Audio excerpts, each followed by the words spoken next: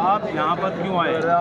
आज आप हम वक्त बिल जो आया है उसके लेने आए हैं और हमारे मांग की क्लियर जाने की हमें जाने नहीं दिया जा रहा है। और हम रखी है तो आप झूठ बोलते हैं, आप झूठ बोलते हैं।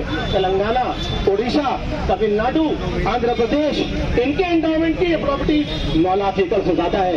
तो इस कानून को वापस करने के लिए अपनी जिंदगी को कुर्बानी लगाओगे कि नहीं लगाओगे?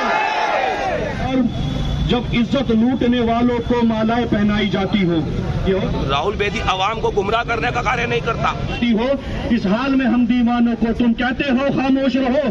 हम अहले हरम हैं, हम हमसे ये कुफ्र गवारा कैसे हो? हम लोग अनल हक बोलेंगे, हम लोग अनल हक बोलेंगे।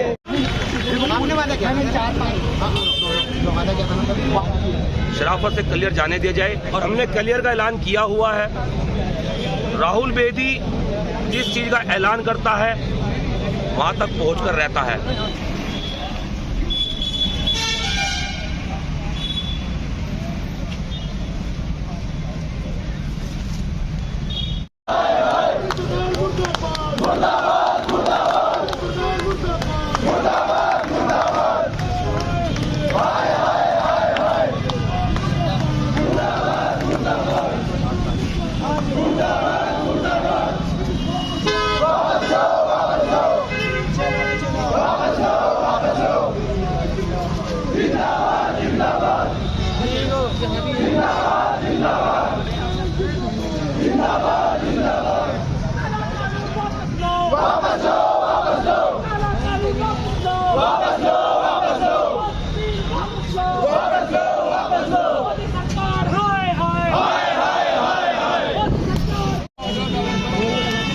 जावेद भाई आ जाओ, अपनी बात रखें।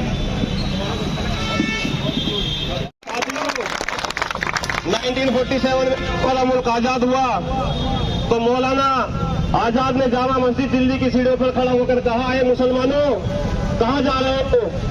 ये मुल्क आपके बाबा उस्ताद का मुल्क है। इस मुल्क के अंदर आपके बाबा उस्ताद की कब्रें हैं। इस मुल्क के अंदर आपकी मस्जिदें हैं। इस मुल्क के अंदर आपकी बहुत सारी निशानियां हैं। आप इस मुल्क को छोड़कर कहाँ जा रहे हो? तब मुसलमानों ने मौलाना आजाद की बात पर लब्बैक किया और हमने अपने मुल्क के रूप में हिंदुस्तान को चुना। साथियों, उनको हड़प नहीं किया जा रहा है। कि आप बेशक कानून बना सकते हैं, लेकिन संविधान ने जो हमें अधिकार दिया है वो अधिकार हमको कहता है कि हम ऐसे कानून के खिलाफ अपनी आवाज को बुलंद करें। रमजान के महीने में आपने मसाजिदों को बंद करा, हमसे पर्दे छीन कर तुम कौन सा फायदा हमको बचाओगे? 3 तलाक के नाम पर तुमने मुसलमानों के घरों को बिगाड़ने का काम किया। NRC के नाम पर तुमने मजलूम और मासूम मुसलमानों का कत्ल किया। UCC के नाम पर तुमने मुसलमानों को परेशान करा। CAA के नाम पर 14 लोग शहीद कर दिए गए, जिनको पुलिस की गोलियों ने शहीद किया। और ये तमाम चीजें थोप कर इतना मुसलमानों को परेशान करने के बाद याद का हाल है ना, जब मजहब के नाम पर यात्राएं निकाली जाती हो, जब मुस्लिम बस्ती मस्जिद में एक भीड़ आकर घुस जाती हो, जब पुलिस के संरक्षण हो और भीड़ नंगी तलवार लहराती हो, जब कानून की रखवाले वर्दी अपना फर्ज न निभाती हो, इस हाल में हम दीवानों को तुम कहते हो खामोश रहो। हम अहले हरम हैं, अब हमसे ये कुफ्र गवारा कैसे हो? हम लोग अनल हक बोलेंगे, हम लोग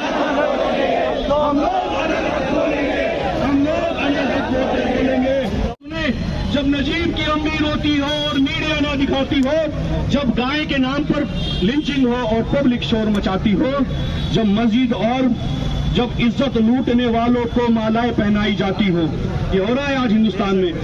जब इज्जत लूटने वालों को मालाएं पहनाई जाती हो, जब मस्जिद और मदारिस पर नफरत की सील लग जाती हो, जब मुंसिफ सारे बहरे हो जाएं और अदालतें रौब खाती हो, इस हाल में हम दीवानों को तुम कहते हो खामोश रहो।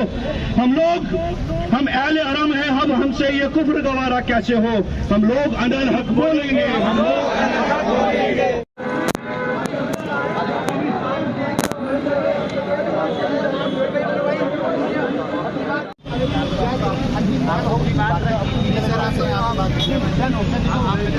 जो लोग आप चलो 4-5 लोग जो है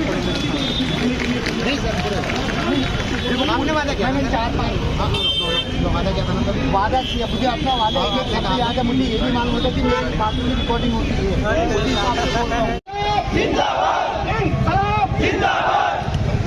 क्या मौजूद गयूर आवाम संविधान लगा रहे हैं? तो सबसे पहले मैं आप सब हजरात से ये दरख्वास्त करता हूँ कि जमीन बिल्कुल साफ है, हम इस मिट्टी को मादरे वतन कहते हैं।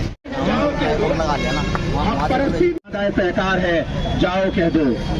डरोगे तो नहीं, हटोगे तो नहीं, पिटोगे तो नहीं, जैसा कहा जाएगा मानोगे कि नहीं मानोगे? इस कानून को वापस करने के लिए अपनी जिंदगी को कुर्बानी लगाओगे कि नहीं लगाओगे? याद रखना, हम कानून के मानने वाले हैं। याद रखना, हम संविधान के मानने वाले हैं। हम इस संविधान की रक्षा के लिए, इस संविधान की हिफाजत के लिए पुरअज़्म है। हमारा इरादा अटल है। आज ये जो वक्फ अमेंडमेंट कानून आया है, ये वक्फ अमेंडमेंट कानून ये दरअसल मुसलमानों पे हमला नहीं है, ये बात आपको समझनी पड़ेगी। ये दरअसल मस्जिदों पे हमला नहीं है, ये दरअसल खानकाहों पे हमला नहीं है, ये कब्रिस्तानों पे हमला नहीं है। ये अगर हमला है तो हिंदुस्तान की गंगा जमनी तहजीब पे हमला है। ये अगर हमला है तो इस संविधान पे हमला है। याद रखना, आप आज जो लोग यहाँ बैठे हैं, जो लोग खड़े हैं, मेरी आवाज को सुन रहे हैं, क्योंकि संविधान ने ताकत दी है। जब ये संविधान हिटलर शाही में तब्दील हो जाएगा, जब ये संविधान फासिज्म में तब्दील हो जाएगा, न मैं कह पाऊंगा, न आप सुन पाएंगे। इसलिए हम इस संविधान को बचाने निकले हैं। याद रखना, सर पे कफन बांधकर हम संविधान को बचाने निकले हैं। लोग कह रहे होंगे कि मुसलमानों की प्रॉपर्टी छीनी जा रही है, लोग कह रहे होंगे कि औकाफ को छीना जा रहा है। अटैक संविधान पे है, खिलवाड़ संविधान के साथ हो रहा है। क्योंकि अगर संविधान महफूज है तो मैं महफूज हूँ, संविधान महफूज है तो आप महफूज हैं, संविधान महफूज है तो मस्जिदें महफूज हैं, मदरसे महफूज हैं, खानकाहें महफूज हैं। ये हमला संविधान पे है। याद रखना मेरे दोस्तों, हम संविधान को बचाने के लिए अपनी जान की कुर्बानी भी लगा देंगे। आज सरकार से अलायंस करने वाले एक शख्स ये कहते हैं कि हम जलियांवाला बाग बना देंगे। याद रखें, वो लोग जो जलियांवाला बाग कहते हैं, कुछ हम जलियांवाला बाग दुनिया के अंदर कमिटेड हुई बड़ी एट्रोसिटीज में एक है, जहां हजारों लोगों को गोली मार दी गई थी। तो आप क्या कहना चाहते हैं कि आप अंग्रेज वाला कानून लाएंगे? अंग्रेज भी संविधान का दुश्मन था, अंग्रेज भी इस मुल्क का दुश्मन था, अंग्रेज भी लूट करके इस देश पे राज करना चाह रहा था।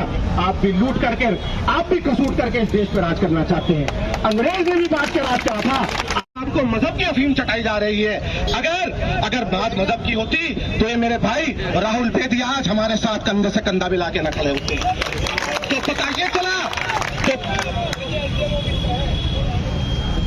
तो पता ये चला कि लड़ाई संवैधानिक थी। लड़ाई संवैधानिक है, लड़ाई हिंदू मुसलमान नहीं है। हमें इस लड़ाई को हिंदू मुसलमान नहीं बनाना है।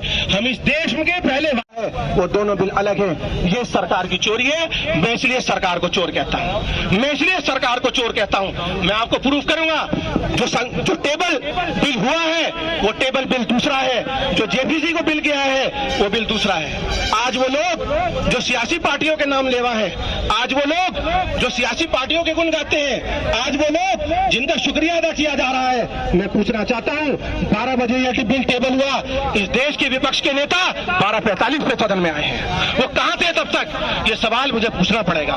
ये सवाल आपको का काम कर रहे हैं। देखो, जब ये बिल आया 12 बजे तो हिंदुस्तान का नेता प्रतिपक्ष मौजूद नहीं था, शहजादा मौजूद नहीं था। धिक्कार ऐसे शहजादे पे जिसने इतने लोगों को पीछे छोड़ दिया और उनके वोट की दलाली और उनके वोटों पर टाका डाल रहा है। तो आप याद रखना, आपको अगर कोई मिले तो इनसे पूछे, बताओ तुम्हारा नेता कहां था?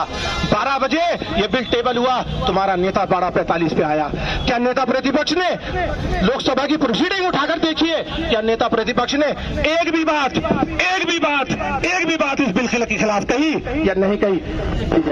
लंच के बाद नेता प्रतिपक्ष चले जाते हैं और रात को वोटिंग में आते हैं, और जिसको शेरनी का दूसरा स्वरूप कहा जा रहा है वो प्रेजेंट नहीं है, शशि थरूर प्रेजेंट नहीं है। हमारे वोटों को लेकर एग्रीकल्चर मिनिस्टर बन जाना और महाराष्ट्र के मुख्यमंत्री बन जाना, मैं उन शरद पवार से भी पूछना चाहता हूं, वो इस चर्चा के दौरान कहां थे? वो इस चर्चा के दौरान कहां थे? नायडू का हल्ला है, नीतीश का हल्ला है, यकीनन अमन पसंद लोग इन्हें मान कान खोल के 1930 में प्रिवी काउंसिल को तुम्हारे आबा अजदाद ने, तुम्हारे नाना दादा ने यह कानून ब्रिटिश सरकार को दिया था मुसलमानों से छीन के। मैं इसलिए कहता हूं तुम बड़े चोर हो, मैं इसलिए कहता हूं तुम बड़े डकैत हो। याद रखना 1930 में कानून वक्त के पास गया है। 1930 में मेरे और आपके आबा अजदाद की जमीनें ब्रिटिश सरकार के पास गई है। उसके बाद 1955 का कानून आया है। उस खेल कर रहे हैं हमें फुटबॉल बनाने का। तो याद रखना मेरे भाइयों, आज हम भले थोड़े से लोग हों, जब ये थोड़े से नौजवान, जैसे आजादी का चोला भगत सिंह ने बोला था, मेरा रंग दे बसंती चोला, मैं रंग दे बसंती चोला। तो मैं आपसे कहना चाहता हूं, इन सेक्युलर पार्टी की नाम नहाद गुलामी से निकलकर इस काले कानून की अपने सर पे कफन बांधकर हमें अपने दम पर मुखालफत करनी है। बताओ तैयार हो कि नहीं? बताओ तैयार हो कि नहीं? नाम बदलने का फैशन चला है, नाम बदलने का फैशन चला है। मेरी उम्मीद टूट गई है जब आपने इलेक्शन कैंपेन में ये कहा कि तुम्हारा मंगलसूत्र टूटी है, आवाज नहीं आ रही है। उम्मीद टूटी है, उम्मीद तोड़ी गई है, उम्मीद तोड़ी गई है। इस उम्मीद को जोड़ना है मेरे भाइयों, याद रखना। तो मैं कह रहा था, इसलिए टूटी मेरी उम्मीद। तो इस उम्मीद को जोड़ने का काम कौन करेगा? इस उम्मीद को जोड़ने का काम ये देशवासी करेंगे, इस देश के नौजवान करेंगे। जहां